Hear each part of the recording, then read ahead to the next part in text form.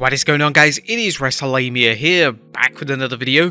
Join us now as we look at this week's edition of Raw, as well as the wildest news stories and rumors you need to know, including Alexa Bliss is pregnant, Brock Lesnar challenging Seth Rollins for the world title, Vince McMahon still running things backstage, Ryback teases AEW debut, more NXT call-ups, an AEW star dealing with an injury, and much more. Be sure to subscribe and hit that notification bell for daily wrestling videos, and follow us on Facebook for exclusive lists. Also check out our new channel, Wrestlelamia Shorts.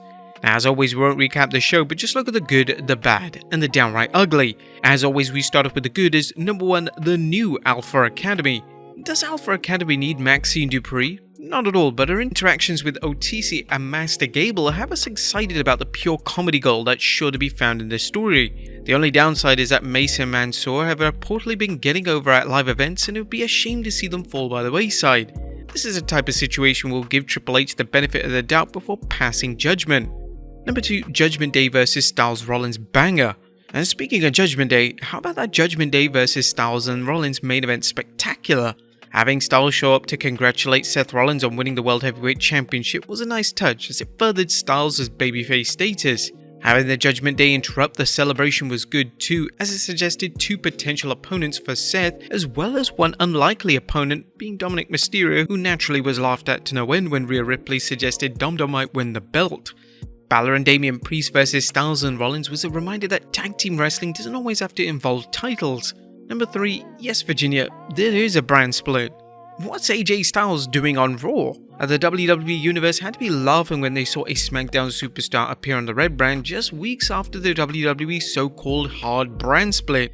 Thankfully, they did everything possible to explain why the Phenomenal One was on a different brand and why he was able to wrestle alongside Seth Rollins.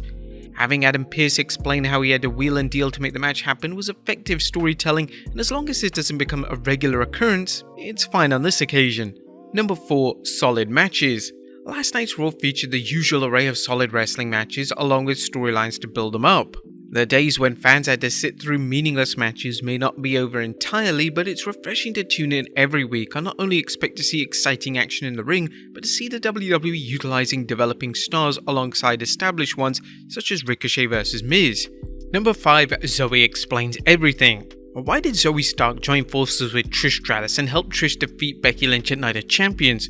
Well, it's because Zoe is smart. Stark told us last night on Raw, explaining why she could have taken the long hard road that Becky Lynch did to reach the top, but instead she chose to follow Trish Stratus and do things the smart way. While we have a feeling that Zoe's going to find out her path isn't as easy as she thinks, hats off for the WWE for utilizing basic but effective storytelling techniques to explain a wrestler's actions. Number 6, Deja Vu all over again. It's Deja Vu all over again. During the main event between the Judgment Day and Seth Rollins and AJ, fans saw Seth Rollins slide out of the ring and pose with the Judgment Day's Rhea Ripley. The Eradicator smiled, apparently thinking that Dominik was holding her, but Rhea turned in shock when she realized it was Seth. As fans know, everything old is new again, which is why older fans may have remembered how Shawn Michaels did something similar at the 2006 Survivor Series when he slid out of the ring and cozied up to Melina. And while we often criticize promotions for running certain spots into the ground, the WWE showed how certain spots won't get old if they use sparingly. And JD destroys Dolph. JD destroyed Dolph Ziggler last night, and that's exactly what he needed to do. They reportedly have big plans for JD, including a rumored run with the Judgment Day, and having him demolish Ziggler did the trick. Does Dolph Ziggler deserve better than to put over younger talent? Well, perhaps, but at 42 it's difficult to imagine anyone doing such a good job making opponents look good. Dolph can sell a beating like a champ, and he can also make it look like an opponent had to fight hard to get the W, all while entertaining fans with a solid match. But that was a good. What about the bad? Is number 1, Ronda and Shayna win the tag titles. Boring. A new women's tag team champions, and we know we're not alone in saying that we couldn't care less. Not only due to how poorly the women's tag division has been booked, but because of the new champions Ronda and Shayna Baszler. Both women are legit badasses, but they're also incredibly boring on the mic and often lazy in the ring. They should have put the tag titles on one of the other teams involved in the match, but if the rumors are accurate, Rousey and Baszler's title win is just a short step in something bigger. With any luck, it's a feud between the two women, as the WWE can put the belts on a more deserving team. Number 2, is Bronson Reed's push already over? Did Bronson Reed's push end? Well, Reed looked to be on his way to a substantial push, but his loss to Shinsuke is troubling. They seem like they want to push the King of Strong style since his return, but did they need to have Bronson count the lights to do so? Reed isn't like The Miz, who doesn't need a win because he's gotten so over just because fans love to boo him.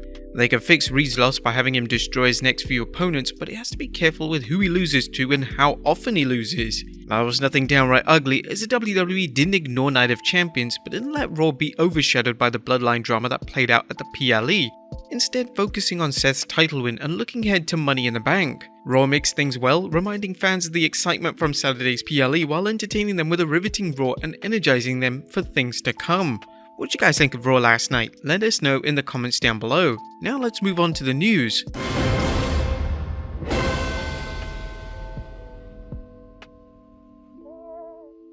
Now, first bit of news is Alexa Bliss is pregnant. And what wonderful news. Now, amazing news for Alexa Bliss as she took to Twitter to confirm her pregnancy. The best moments in life are the completely unexpected. Baby Cabrera arriving December 2023. Bliss has been off TV for some time now, and this leave of absence will continue as Bliss and her husband welcome their first baby into the world. We'd like to congratulate Bliss and her husband. Next up, Vince McMahon still making last-minute WWE changes. It looks like reports of Vince McMahon getting more involved in WWE creative had died down. However, Fightful Select is reporting that McMahon has once again been altering WWE shows remotely. Triple H remains WWE's chief content officer, but McMahon is still altering things to suit his perspective on wrestling. Now, he hasn't been backstage since Wrestlemania 39, which is always a good sign for talent morale, and hopefully McMahon stays away from attending shows such as Raw and SmackDown, as even he's probably realized that he brings chaos to the shows. But will he work remotely forever, or is this just a short-time thing? Next up, Brock Lesnar challenging Seth Rollins for the world title. Is Brock going after Seth's World Heavyweight Championship? Now that Rollins has won the belt, fans want to know who he'll defend the title against, and Brock Lesnar's name has come up.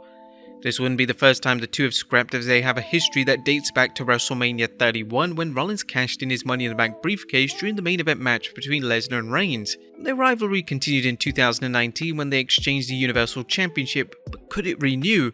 Well, Meltzer spoke about this on the Wrestling Observer Radio saying, and I did check, and there's nothing in the cards right now for Lesnar with Seth Rollins. It's not. I mean, they could do it later, but it's nothing that's in the plans right now. It's just Lesnar with Cody.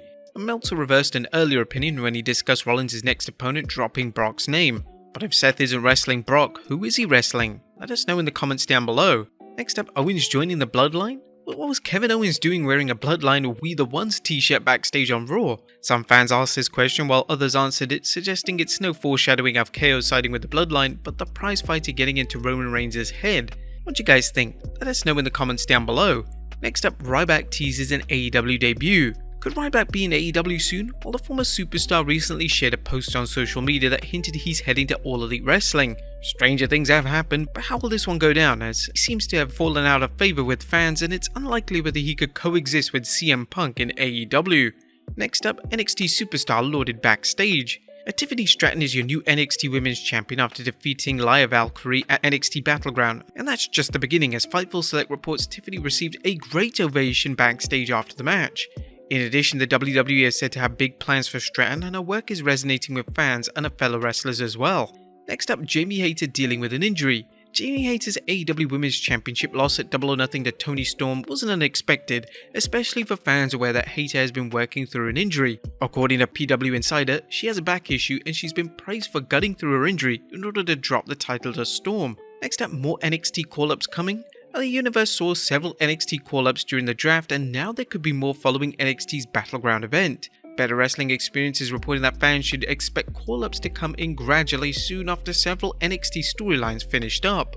And finally, Buddy Matthews deletes tweet about Rhea and Dominik. Last but not least, fans are still talking about the Acclaim's rap at Double or Nothing, where Max Caster dissed opponent Buddy Matthews in a pre-match rap, asking Matthews, how are you going to be so ominous when your girl is getting cucked by a kid called Dominik? Ripley seemed to enjoy the free publicity, tweeting, "Hey Dom, we're over in 2 companies." Matthews replied, yes you are, congratulations, they made you more famous during their TV time. Now he later deleted the tweet, but should he have kept it up? Let us know in the comments down below, and I'll see you next time with some more wrestling content.